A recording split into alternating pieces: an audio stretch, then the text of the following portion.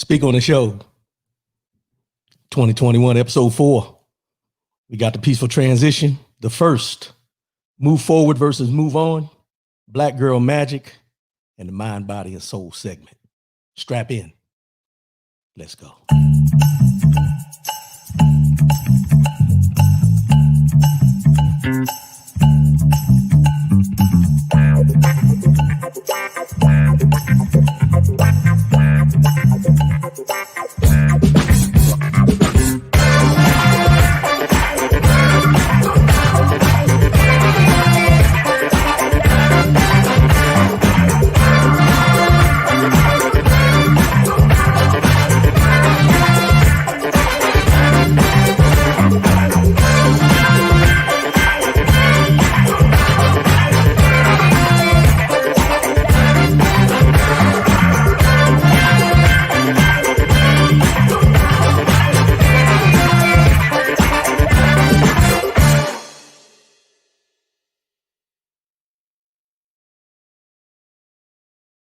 Good morning, good morning, good morning. Welcome to Speak On It with your boy, R.W. Coolins.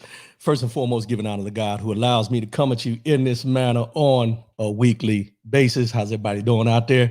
Appreciate you for tuning in. Appreciate you for tuning in. Good morning, Lady Michelle. Good morning, Lady Michelle. Appreciate you tuning in.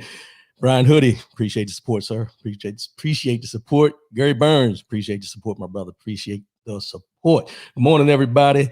Good show for you this morning. We got some things we want to talk about. Let's get these formalities out the way. Social media. Follow me. rwcoolins.com. RW Coolins, all over social media, no matter what, Twitter, Facebook, all those platforms. We're broadcasting live today, Facebook and YouTube live. So you can go there, listen in. Also, there's a link on Facebook that if you want to come in virtually and join in on the show, have something to say, no matter what the situation is, say what you mean what you say. Well, let me back up. I done mixed them up. No matter what the situation is, let your voice be heard. And remember, say what you mean. Mean what you say. See, I don't have no producer here to be running these things by me, so I got to remember them, but y'all should know them by now because I've been doing this for a while, so y'all should be able to pick up on it. Also, if you have a comment, you can go ahead and click it in as you see the people saying good morning. Click in, post a comment. We'll put it up on the screen. Join in the conversation. 844-904-2665. 844-904-2665 is the call-in number. Call in, let your voice be heard. Call in, let your voice be heard. Good morning, sis. Good morning, sis. Appreciate the support. You know, I think we've all had a kind of emotional week. Let's just put it that way. Emotional, roller coaster type thing. You know, we've been going up and down about where we sit, what's going on in the world, what's going on with this, this peaceful transition and everything like that. What can we expect going forward? All the different things of your emotions you can think about. We've been in that mindset this week because the unknown causes us to, kind of try to figure things out. But at the same time, we get so caught up in our emotions about what's going on. And we're going to talk about some of that as we go on. But it's just something that is human nature. I want everybody to know this is human nature. It's one of those things. And as we mentioned, for 2021, it's one day at a time. Take it one day at a time. You can't change yesterday. You can't predict tomorrow, but you can live in today. These 24 hours that you got today. So we just got to get used to that. We got to keep that mindset, keep going with what we got going on, and continue to press forward. Peaceful transition. Inaugural, y'all. The inauguration kicked off the other day. Right now, as of that day, President Joseph R. Biden Jr. and Madam Vice President Kamala D. Harris. Come on, y'all. Come on. Where my applause button? Is this here? Let me see. There it is. Let's get the applause button. We got a new president, a new vice president. That was a short clap. Let's give it all to him. Let's give them all. New president, new vice president. We're all excited about what's going on. And later in the show, I got some things I want to talk about. As I mentioned in the beginning, we got a couple of different topics, but Black Girl Magic is something I want to touch on when we talk about that. But we had, the inauguration. Everybody was excited. Everybody was tuned in. Lady Gaga sang. Sounded pretty good.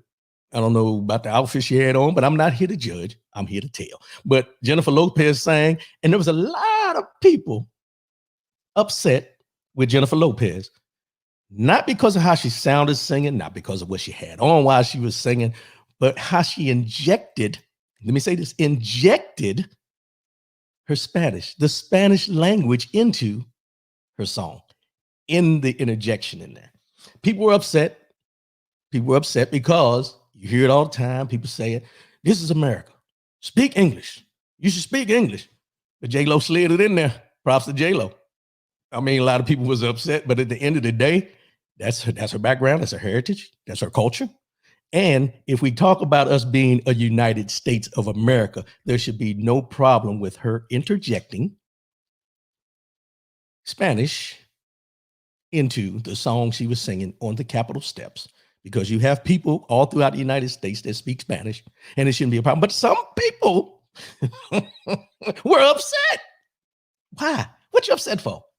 It's a song, man. What you upset for? People get the wrong things and they get caught on the wrong things. Good morning, Zuponts. Appreciate the support, bro. Happy Saturday to you too. But people get caught up in the wrong things.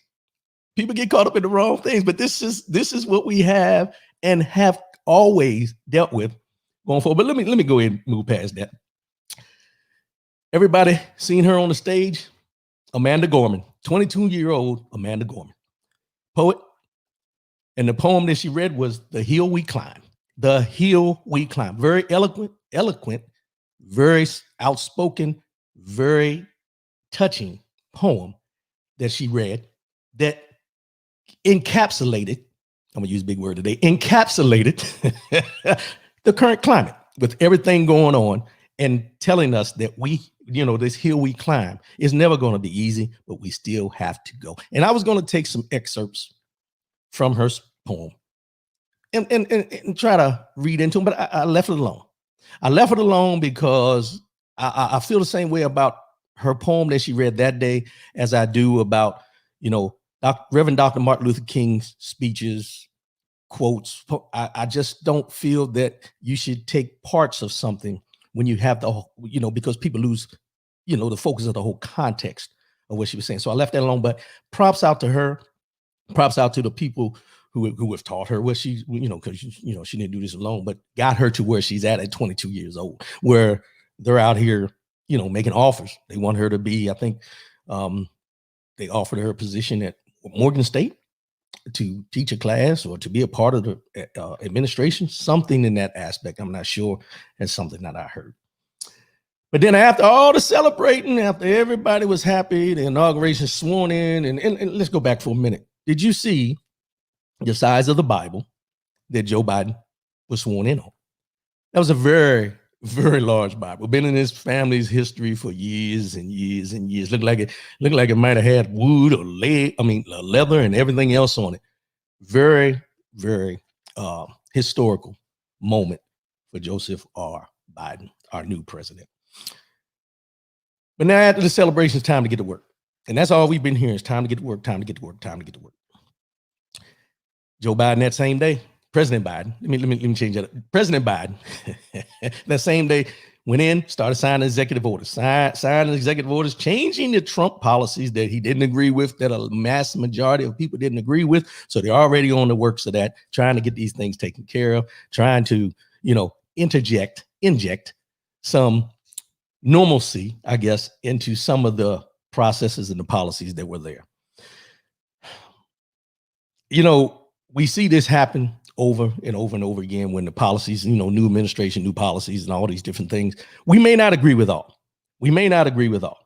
But the thing is, we have to look at what is good for the masses, not for the few. And I say that often, and you hear me say it often on here, because it's a true statement. We can't just concentrate on the minimal. We have to look at the maximum. How is this going to impact the maximum amount of people and get them to where they're trying to get to, help them persevere and overcome, and get them to a point like he signed, he's trying to push the minimum wage, which we've been hearing about over and over and over again. He's trying to push the minimum wage to make it a living wage. To me, $15, $16 an hour is still not a living wage.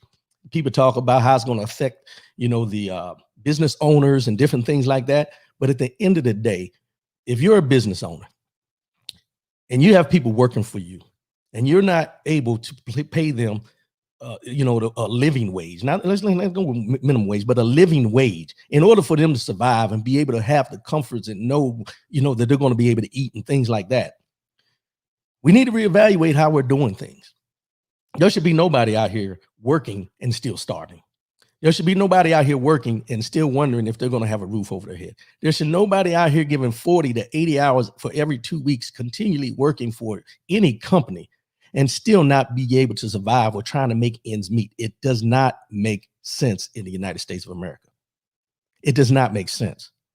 So they can push this forward and work on the fact that they're trying to, get these, the minimum wage increase, but there's still work to be done in that. There's still the minimum, like as they say, the minimum wage. That's the minimum amount you should be paying somebody.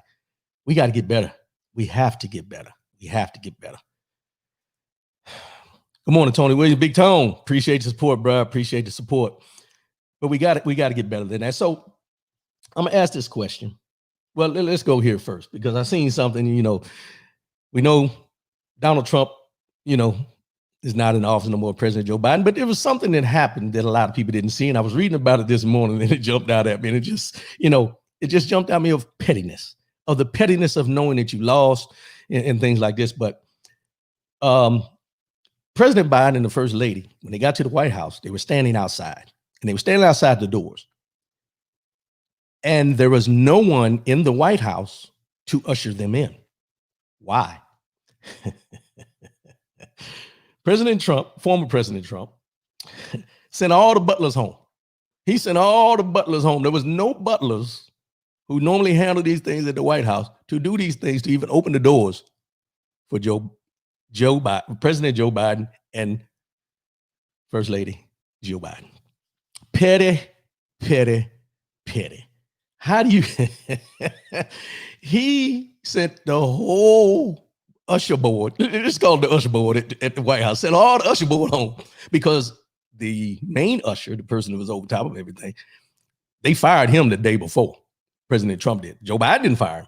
President Trump fired him. There was a miscommunication there, but they thought President Biden fired. Trump fired. So there was no usher people there to do the normal administrative things at the White House when he arrived. So he stood outside there. They took pictures and everything. Then they finally went in because somebody figured out that there was nobody to open the doors. So they opened the doors. How does this happen? How does this happen? Good morning, Michelle Long. Appreciate the support. How does this happen? Petty, petty, petty. How does this happen? I laugh because this is something that, people at this level, at pettiest of petty, would do. Oh, and then I seen this morning, late last night, this morning, there's an investigation, there's further investigation. And I don't want to keep rehashing about all the crime syndicate things or corruption that the former president did, but there's an investigation now of what he was doing to get Georgia to overturn their election by telling the lawyer for the Department of Justice to get Georgia to overturn it. And if he didn't, he was going to fire him and all this kind of stuff. But then the lawyers at the Department of Justice spoke up and said if he fired the one individual who was leading them, all of them were going to resign. So he pulled back. So this is a big investigation that they're going to add on to this impeachment trial that's coming up. Now I've seen they moved the impeachment trial to February, rather than doing it next week. All these things. And the Democrats are saying the more time, the more evidence, and let me transition here and when we talk about this, because now all those people who stormed the Capitol at the insurrection that day on January 6th, they're turning against their former president, saying that he told them and stoked them to come and raid the Capitol, and he didn't fight like he told them to do for the presidency. So now they're turning on him, and a lot of them, certain ones, are coming together to put a lawsuit against him because now they're being charged for raiding, insurrection and going into the Capitol. But now they're going to sue him for him inciting them to go. So all the evidence is piling up for this, this impeachment. I think it's clear cut. how it doesn't get to the point of him being impeached again. And then they're talking about Article 14, so he can never run again. So all these things are going on, and I'll keep you posted as time goes on. But I didn't want to concentrate on that, but it was something that came to me right there that I think I needed to touch on. But back to the peaceful transition. So we talk about this peaceful transition. President Joseph R. Biden, Madam Vice President Kamala D. Harris. But I'll ask this question because we were all excited to see this transition. And I'm not sure if it was the fact of who was being transitioned in or who was being transitioned out. I'm gonna go with the latter with most people. But it was excitement in the air. And there's usually there is excitement when we have this inauguration, this transition of power, because we see it as a new day. We see it as a new beginning. But here's a question that I will ask you. On that day, and the day following, after it was all over, what about your everyday life changed? What about your everyday life changed within the time of the transition and moving forward? What changed? Because here's what I mentioned to somebody yesterday, and it sparked something with me where during those couple of hours of the transition, of power in this country, the coronavirus was still killing thousands and thousands of people during those few hours. Unemployment is still running rampant. Someone was unable to eat or hasn't eaten before, during, and after the inauguration. During those couple hours of the inauguration, someone was starving. Someone was not sure whether they were going to be able to stay in their home. All these things are going on, but how has it affected you during those few hours that you watched? The day after it was over, with all these bills being signed, how did it affect you directly? Where we get so excited about these things. And we're going to get into that a little later with the Black Girl Magic, but it's something I wanted to put that morsel in there to make you think. The transition of power is symbolism. But the undertones, the undercurrents, the things that we still have going on in our everyday life are still relevant. When are we going to get to the point where we're taking care of these things? Not just hoping that things will change, but knowing that when there's a change needed, that it happens. And I wrote this down, and this is the other part of it. What the transition did was spark the hope for change. But change is not immediate, but hope is eternal. Just a little morsel for you to think about. Because we're in that transitional period, and we're thinking that everything is going to be so different under this administration compared to the last administration. And we've seen them talking about it on the news and everything, where, you got people that are actually holding press conferences and giving complete sentences and not running off on a gamut. And I seen an interview with Dr. Fauci where he said it feels good. Dr. Fauci said it feels good for him to be able to actually express the truth about what's going on with this coronavirus. That tells you something. Change is good. Don't get me wrong, change is good. But the impact and how it affects each of us is different.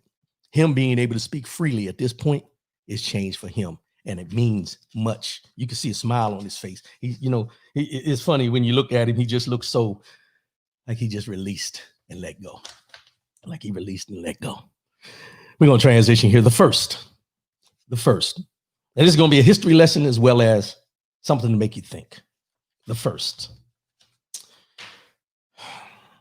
slaves arrived on United States soil in 1619. 402 years ago, 1619, the first slaves arrived on this soil. July 4th, 1776, the United States of America, Independence Day, is when the United States of America became the US of A. 1776. So for 157 years, this country was being built, but we were still in bondage. The slaves built this country from 1619 to 1776, Independence Day. The recognition, all those things don't happen. Appreciate your pain. Right on, bro. So for 402 years of this country, For the first 157, from 1619 to 1776, the slaves built this country. Slave labor was something that was normal practice. 245 years later, in 2021, we are still, to this day, we are still identifying firsts for people of color. Let me say that one more time. 245 years after Independence Day, since Independence Day, let me get it right. We are still, in the year of 2021, still identifying firsts for people of color and women. And let me not leave that out. For people of color and women. In this country that is labeled as the greatest country in the world, we are still identifying people of color and women as they gain positions, or they earn, not say gain, when they earn positions, when they become, into certain positions or they do certain things, it's still identified as the first. And it struck me on this inauguration with Madam Vice President Kamala Harris becoming the first woman, female vice president, not only the first female vice president, but the first Black, Southeast Asian person of color as the vice president. We've had 46 presidents of the United States, 46. 45 were white males. 45 have been white males. One, President Barack Hussein Obama, is the only person of color and the first person to hold that office as a person of color in 2009. 2009. 402 years, y'all. 402 years. And we didn't see our first person of color in the presidency until 2009. 49 vice presidents, 48 of them white males. The first female woman of color,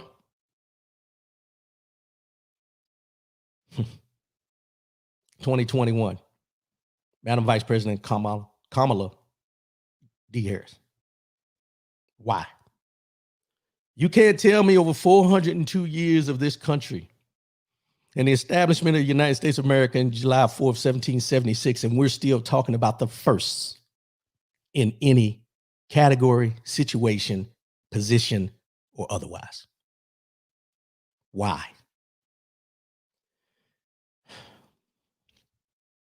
And then just to touch on this, yesterday he was confirmed.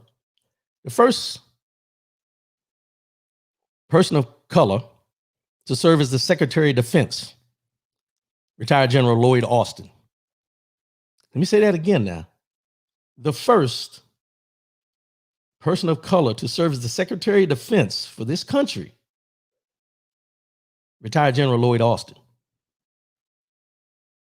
And then you have to sit back and think how many people of color have served this country in the military. And it took until 2021 for us to finally have the first person of color serve as Secretary of Defense.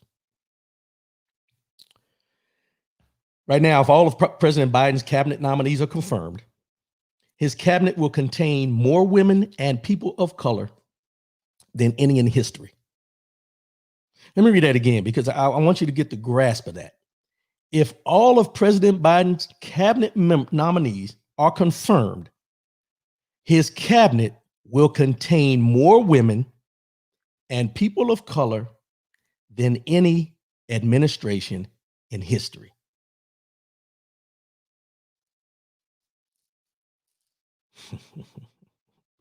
"245 years of this country since 1776. And we're still to this day, talking about the first. Still having to look at administration, still having to look at jobs, still having to look at everyday life and wonder how many people of color or women are being chosen or even being, looked at for certain positions where we're still identifying them when they get the position as the first. As the first. Appreciate the support to her. As the first. Let that marinate for a minute, because I think sometimes we get caught up and we celebrate so much. And this is not a problem with celebrating, don't get me wrong, but we celebrate so much that we don't pay attention to the history behind why we're celebrating. We're celebrating because we haven't seen people that look like us or women in these positions in the history of this country. And then when we decide to celebrate, and we, when I talk about the Black girl magic or women's empowerment and all these things you can think about that want us to move forward and everything like this, you have to really understand that this country is still identifying first. After all this time. And you can go back to when President Obama was running for office and the questions were being asked, is the United States ready for a Black president? You can go way back when Jesse Jackson was running. Al Sharpton ran. Dick Gregory ran. And the question wasn't, are they capable? The question was, is the United States of America ready for its first Black president? Brian Hood, breaking systemic racism norms. Yes, I can't get that out. I'm sorry, bro. Appreciate your support. But you understand what I'm saying. These are the things that we celebrate. We get caught up in the moment of the moment. We celebrate these things, and there's nothing wrong with celebrating, but we still have to stay cognizant that these firsts won't be the last. But look at how long it took before it became the first. Come on. Over the last 3 administrations, 72% of the administration was white. 73% were male. Women have never made up more than 41% of a cabinet. And that was 20 years ago under President Clinton. Black Americans have never accounted for even a third of any cabinet administration, of any cabinet. Get that right. Not even a third of any cabinet. Of the 100 plus staffers, 60% are women, 50% are people of color, and 20% are first generation Americans. This is under President Joseph R. Biden's administration. Of 100 plus staffers, 60% are women, 50% people of color, 20% first generation Americans. See, we see the change. We see the change, but change is constant. But change can also become stagnant. And this is where, with our celebrating and we get comfortable in our comfortability, if that's a word, comfortability zone that we get into, our comfort zone. We tend not to pay attention to a lot of the things that go on when it comes to this. We should not still be in this day and age talking about the first of anything. Anything. But we are. And why is that? And I'd be remiss if I didn't mention this. Henry Louis Aaron, Hank Aaron, 86 years old. Passed away yesterday. Hammer and Hank. For those that don't know, Hank Aaron was a baseball player and a pillar in the African-American community back in the day, during and still up to his death. But very soft-spoken. If you ever seen any interviews with him, I was back in the day when I played baseball, I was a baseball fan and everything. Hank Aaron was one of the people I looked up to. And this is the thing. He spent 23 years in Major League Baseball. 2 months in the Negro Leagues is when it was, separated and everything. But he got brought up after 2 months of being in the Negro Leagues. They brought him into the Major Leagues. On April 8th of 1974, he hit his 715th home run, breaking Babe Ruth's record, home run record. Leading up to breaking the record, Hank Aaron received death threats. He received death threats because he was going to break Babe Ruth's record. But let's just be honest about it. It wasn't the fact of he was breaking the record. It was the fact of who was breaking the record. An African-American male who was good at what he does, breaking, the legendary Babe Ruth's record didn't sit well. He received death threats, had to have security. When we talk about the first and our accomplishments and our celebrations, and then when I seen this about Hank Aaron passing away, it all encapsulated everything that I thought about with this inauguration. When we talk about the first and we talk about the struggles and how we're trying to get to certain points, this man, Hank Aaron, playing baseball, playing a game he loved and that he was good at, gets to a point where he's breaking a record of someone that didn't look like him. And people were upset because of the image that they thought would be bad for baseball if he broke that record, because he was a man of color. And me, and I'm sure many of the people that I grew up with and many people around the world, if you played baseball, if you played sports at that young age and you've seen this going on, he was a childhood hero of ours. This was someone we looked up to. He was someone that showed us that if you put your hard work in and you have the talent, you can achieve anything you want. But the death threats and everything else to try to prevent him from breaking that record at 715 home runs just shows you why we're still to this day in 2021 talking about the first. And we're talking about the first in 2021 because of things like this with Hank Aaron, who stood his ground and said, I'm going to do what I do and let the chips fall where they may. And if I break the record, I break the record, but I'm not going to not try to break the record just because of these death threats. He stood on the principles of who he was and what he did, as we always talk about on this show. But we're still talking about the first because now you have to ask yourself, how many people of color and women have been in positions where they're advancing or they're doing great things and they've been stopped?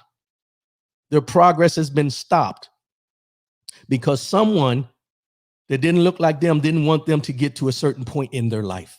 They didn't want them to outshine them. They didn't want them to reach a pinnacle of their career, not because they didn't know what they were doing, but because of what they looked like and who they were as a woman. And we're still talking about the first to this day. Why? Because of the roadblocks and anything you can think of that prevents you from becoming great and doing great things. Rest in peace, Hank Aaron. Role model, someone to look up to back when I was younger and still do. Move forward versus move on. Now, this right here, we've heard both of these statements. But someone dear to me brought this up to me this week sometime. We were talking. And it was about the difference between move forward and move on. And I'm going to give you the definition of both, and then we're going to get into this. Because it all encapsulates everything we're talking about today with the inauguration, with what happened with the death of Hank Aaron, about the moving forward versus moving on. Move forward, the definition is to advance in position or progress. To advance in position or progress. Move forward. Move on. To go on a different place. Subject, activity. Dismissive. Keyword, dismissive. To move on is kind of dismissive. When we talk about racism, white supremacy, slavery, Black Lives Matter, injustice, police brutality, oppression, past transgressions, so on and so on and so forth. When we talk about these things, when we bring these things to the forefront, we're told, move on. Let's move on which is very dismissive about what we're trying to get across. Because when you tell me to move on, it's like you hear me, but you don't hear me. You don't want to progress. You just want it to be stagnant. You just want it to be out there. You don't want to recognize or even take the time to concentrate on the things that we talk about when we mention all those oppressionist things that have gone on in this country towards people of color and women. And I'm going to continue to say women, because I think sometimes they get lost in how women weren't able to do a lot of things in this country as well. But when you talk about the insurrection at the Capitol, or, you know, the transition we just had from one president to another, or you talk about, you know, how Democrats and Republicans can't get along, or how they want to, you know, they can't come together to pass laws and come to some kind of happy medium about what is going to move this country forward, or even in conversations you have with people that don't look like you, when you start talking about certain things as far as what they may have done to you, and they say move forward, and they want to go in unity, and they want to have some kind of kumbaya moment, that's okay. Because whatever they've done in the process, they want to move forward. They want you to overlook everything they may have done negatively towards you, and have a kumbaya moment, to move on and move past what they did to you, to not have to deal with it at that moment. But when we talk about moving on, they say, oh, just move on from that. Slavery, move on. You always bring up slavery when we bring this up. Slavery, as I mentioned, 1619. Slaves built this country in 1619, they started. The first slaves arrived in this country in 1619, before it was the United States of America. And then you hear people say, go back to Africa, go back to your country. You don't belong here. And all these different things we've heard about. But then they say, stop talking about it, move on. But when does the dichotomy change? When does the verbiage change? When do we change it from move on to let's move forward? Because in order to move forward, you have to address. Let me say that again. In order to move forward, you have to address the past transgressions that have gone on in this country before you can move forward. But if you say move on, you don't deal with it. You just know it happened, but you don't want to address why it happened. We get to a point in our lives. When I was a young man, I didn't have any idea of the things that I understand to be true now. But the things that were going on then that I didn't understand are the same things we're dealing with now that I truly understand. So the question would be, have we moved on, or are we moving forward? Because in my eyes and what I see, when we're still talking about the first and how Hank Aaron had to, have security because he was going to break a record of a white man who hit the baseball, just a simple baseball. We haven't moved forward. We moved on. We've overlooked these transgressions over and over and over again, when you're still talking about how many people of color and women are in the cabinet administration that runs this country, that is voted into this country. We have all these people, and it doesn't just happen in government. It happens in business. It happens in professional sports. It happens throughout this country on a daily basis. And rather than us moving forward and dealing with it as we move forward, we say move on and forget about what we did in the past, just so we can start moving to the future, so we don't have to identify and come to grips with the transgressions and everything that was done wrong in this country. Trent Branch. It's about acknowledging and addressing the issues. I agree. And that's all we're asking. If anyone would sit down, as I mentioned last week, and listen to the full context of the speeches of a Reverend Dr. Martin Luther King, the writings of a James Baldwin, the speeches of a Malcolm X, anyone you can think about through our history that has stood on the principles of what we want is our justice. We want you to identify and recognize that you wrote, that the check you wrote has not been cashed. It has not been given to us. And then we're still talking about the first in 2021 in a country that we helped establish in 1619, before it was the United States of America. But we don't belong. We are still looked at as second-class citizens in this country, but we're not supposed to be upset. rather than coming forward and saying, let's move forward together and let's learn from our mistakes and let's move forward and become better as we go in a united country. Move on. Move on. I don't want to hear about all that. I didn't do it. My family didn't have slaves. It's bigger than just the slavery. It's bigger than just the slavery. Slavery was the start. And we're still there in 2021. Then I hear people say, well, maybe African-American folks are slaves in their own mentality. Maybe they have a slave mentality. Maybe.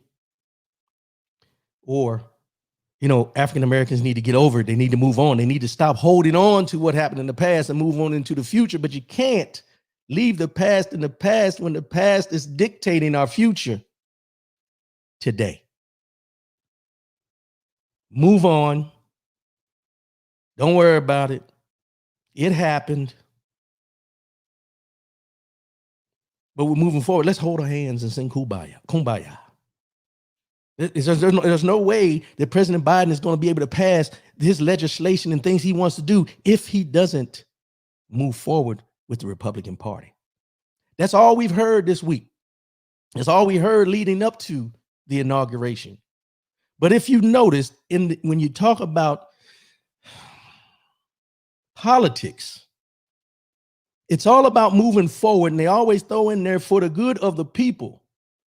But when you talk about the politics, it's one level. But when you talk about individuals and the oppression and the Black Lives Matter movement and Colin Kaepernick taking a knee, move on. We ain't gonna move forward, but move on. Stop holding on to the past. Brian Hoodie, they should ask, do they gain a master's mentality? Slave mentality, master's mentality, white supremacy, all subjective. But move on. Stop holding on to that. Move on. You're going in the past. You're dealing with the past. But I just felt it was something that needed to be addressed today, this week, after we watched this transition of what they call power. Listen to what I'm saying now. As they call this transition of power in the political aspect in this country, we've seen transitions of power over 46 presidents. One, and the first person of color to hold that position, Barack Hussein Obama.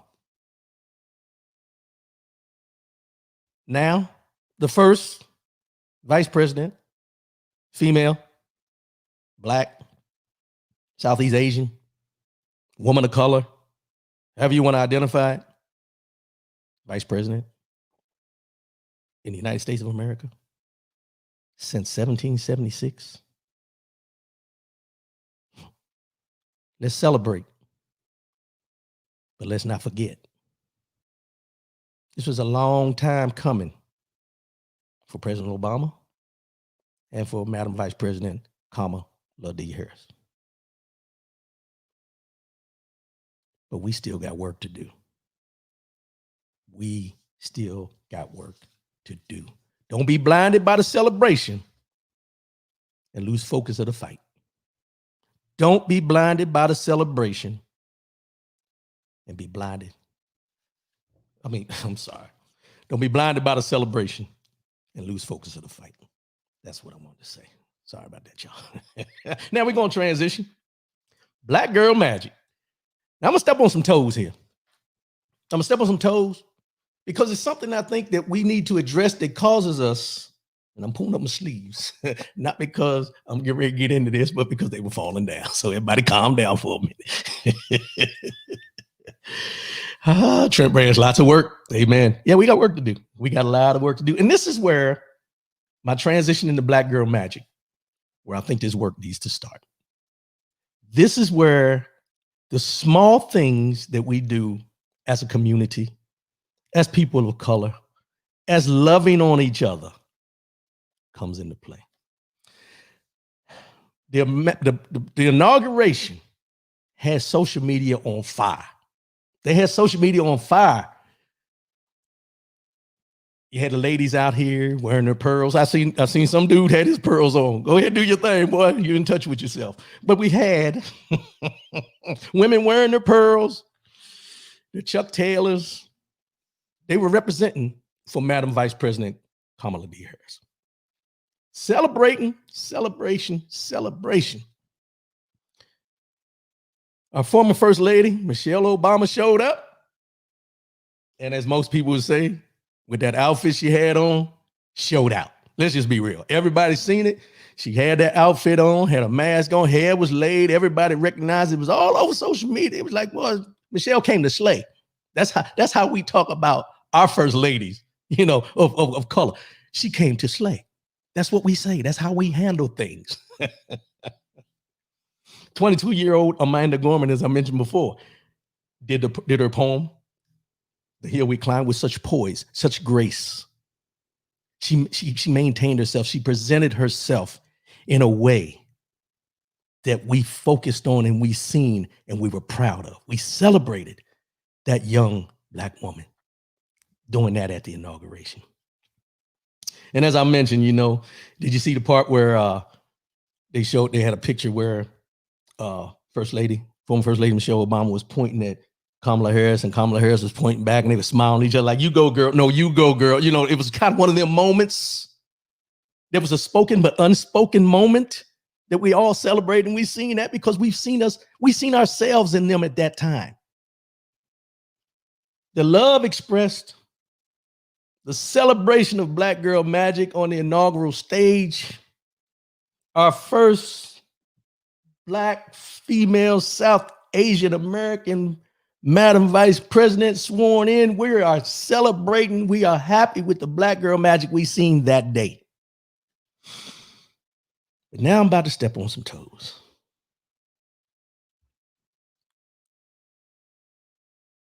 All the magic, all the celebration, everything that went on at the inauguration to celebrate what we seen as a first.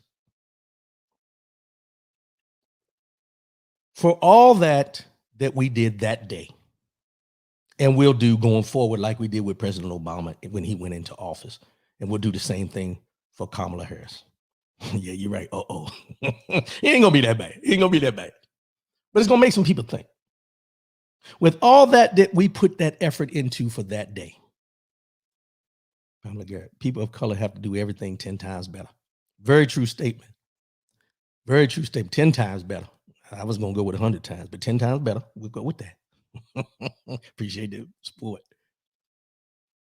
But everything we seen that day, and it's not to diminish anything that happened on that day, is to make us move forward in what we do and how we celebrate. Because all the love and acknowledgement and everything we gave to Madam Vice President Kamala Harris, for us to be that on that, that celebration of that day, when and why don't we have that Black girl magic on a daily basis with the women that you encounter every day? Talk to me. Somebody tell me something. I see this happening with celebrities that you have never made contact with. I see the ones that you admire because of the way they act or how they carry themselves. Michelle Obama, because she was the first lady. All these different people that are in these positions that we see and personify who we are on the big screen. But the one person that sits next to you in the pew in church or sits in the cubicle next to you at your job, when are you going to celebrate them rather than diminish their accomplishments? We celebrate each other under conditions. See, the person that sits next to you in that cubicle may get a raise, may get identified at work, but there's always that one plus,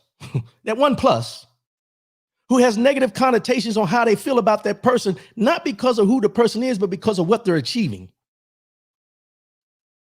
And then I see this on the TV and I see all this stuff on social media praising and happy about this day because it's a first for us. We see someone that looks like us in this position, but you see someone that looks like you in a position of authority at your job every day, and most of you cannot stand them. You don't celebrate them. Hell, sometimes you don't even acknowledge them. But we always talk about how much work we got to do, but we don't even do the work with the person next to us.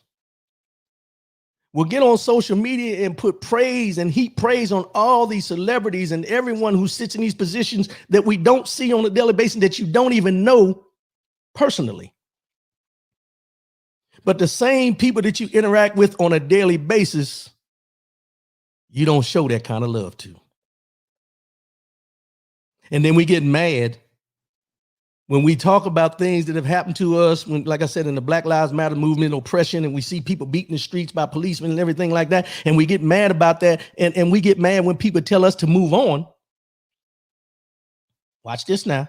We get mad when people tell us to move on in those situations, but we don't get mad when you do something to somebody and they tell you to move on, or you do something to someone and you want to move on, rather than dealing with the issue at the time so we can move forward.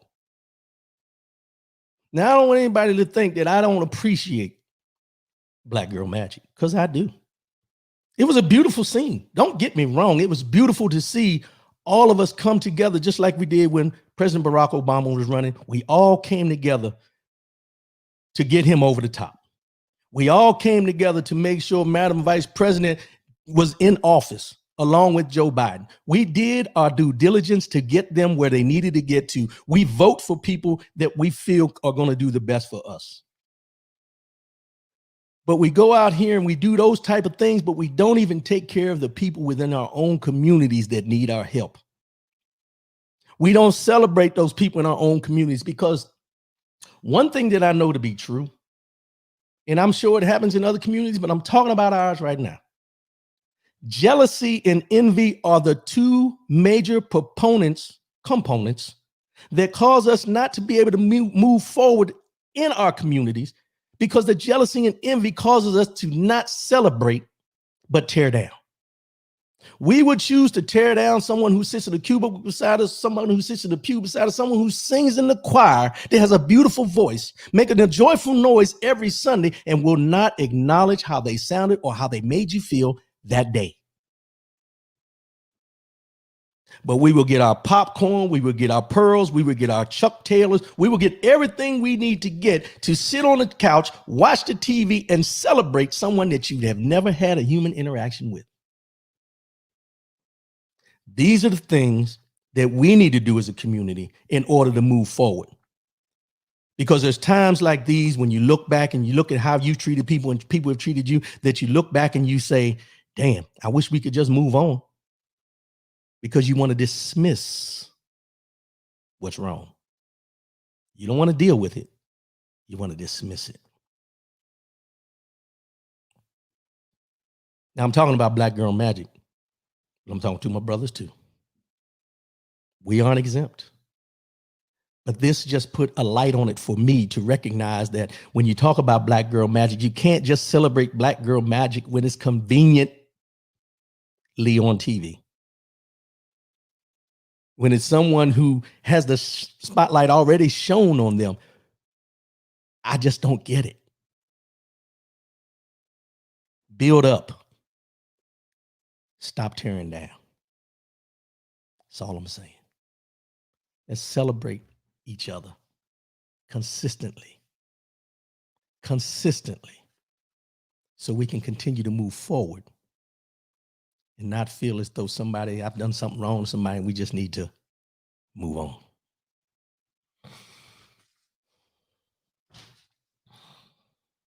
Just my little morsel, just an observation, just a feeling that I get. I love my people. Hell, I love all people.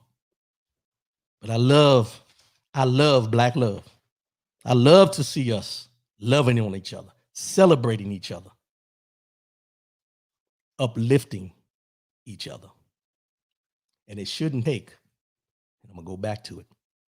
It shouldn't take a first that this country has deprived us for so many years of being the first for us to come together and celebrate. That's all I'm saying.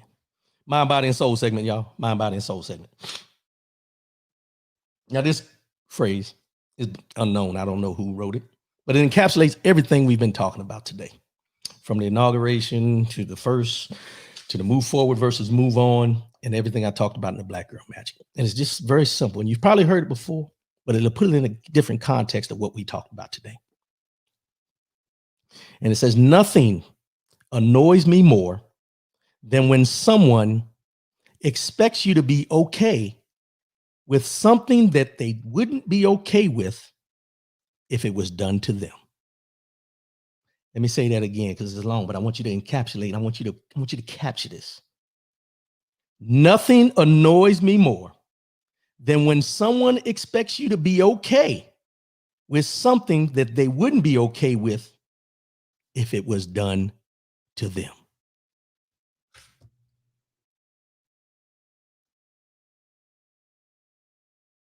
See, a lot of times in life, we identify and we recognize and we mention and say things about things that people have done to us. But you know that old saying, people flip around, wait until I do a you to you. Because we've all done somebody wrong in our time. Just be honest about it. But in this year of 2021, and we're taking it one day at a time, and we're dealing with self-care and all these things, we have to be cognizant of the things that we do to people, the things that have been done to you, and how you feel about them, because it's different when you do them to someone. And then how would you feel if someone did it to you? And then you hear that phrase, as we mentioned before, move forward or move on. Which one do you choose to do when you know you've done somebody wrong? Because most of the time, when we do somebody wrong, we try to move forward as well. This is just not something that's supplanted in what we've dealt with as a community as far as oppression and slavery and things like that. It deals with us in our communities because sometimes we don't want to face the fact of what we've done wrong to someone. But you expect people to get over what you did with them, to them. But if it was done to you, do you think you would get past it that easily? See, we talk about these kumbaya moments and holding hands and moving forward. And as I mentioned about in the Black Girl Magic, when we talk about Black Girl Magic, we've seen everyone come together and put our differences aside to celebrate one person on that day. One person on that day. And why is that? Because she symbolized everything about us on that day. And when things are done to us, you know, when we talk about all the things that have been done, you know, with George Floyd's and the you know, Breonna Taylor and all these things you can think of, or when you got demoted or you didn't get the promotion you wanted at a job or things like that, or people you were overlooked in certain situations. And if the tables would turn of these to the people who did these things to you, and they had to deal with what you dealt with, where they were overlooked for a position, or they were treated badly because of how they looked or where they lived or what color they were, how would they feel? Because it's all fun and games until the rabbit got the gun. So in the Mind, Body, and Soul segment today, one thing I would tell you is before and going forward, and as we move forward rather than move on, keep in mind the things that you do to each other, the things that we talk down about, the things that we don't celebrate for one, that we celebrate for another. Be happy. Be celebratory towards anyone who's doing great things. Because as much as you want that recognition, admiration, celebration towards things that you do, someone else is looking for the same thing. And until you've been overlooked at your time when you felt you shined, you don't know how it is when you choose to overlook somebody else's in their time of shining. Black Girl Magic, any kind of magic, people of color, we got work to do.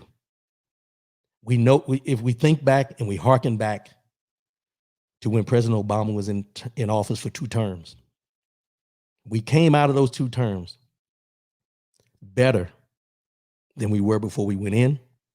But everything we needed to do did not get accomplished because we got comfortable. We got comfortable.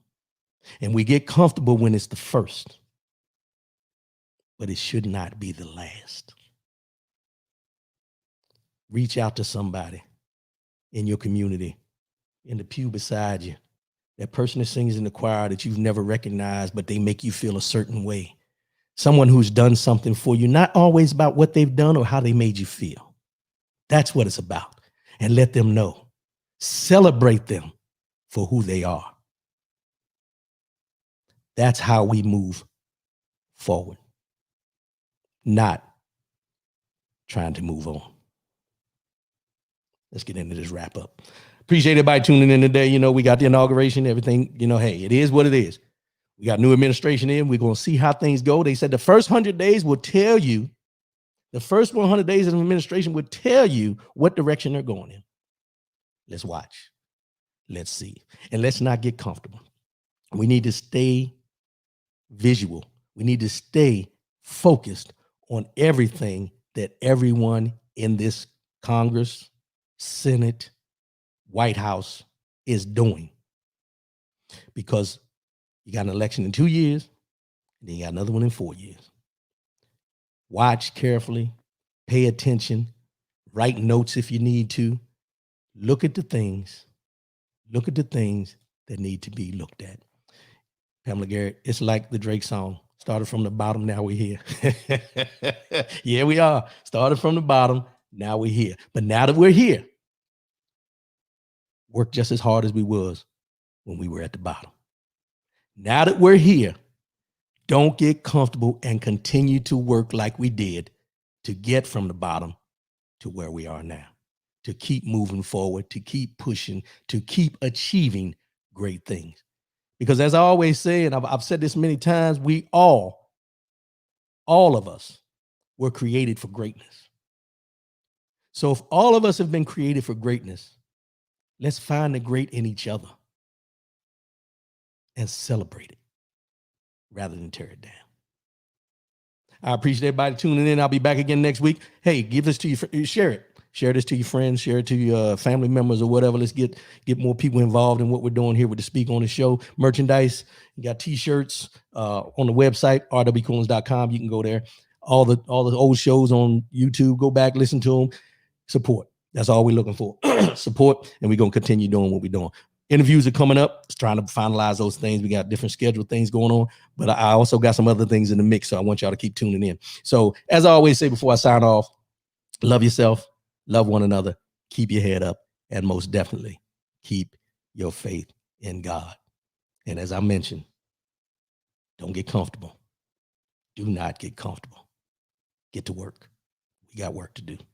I love y'all. I appreciate y'all, and keep tuning in. And I'm out. Enjoy your weekend. I love y'all. Peace.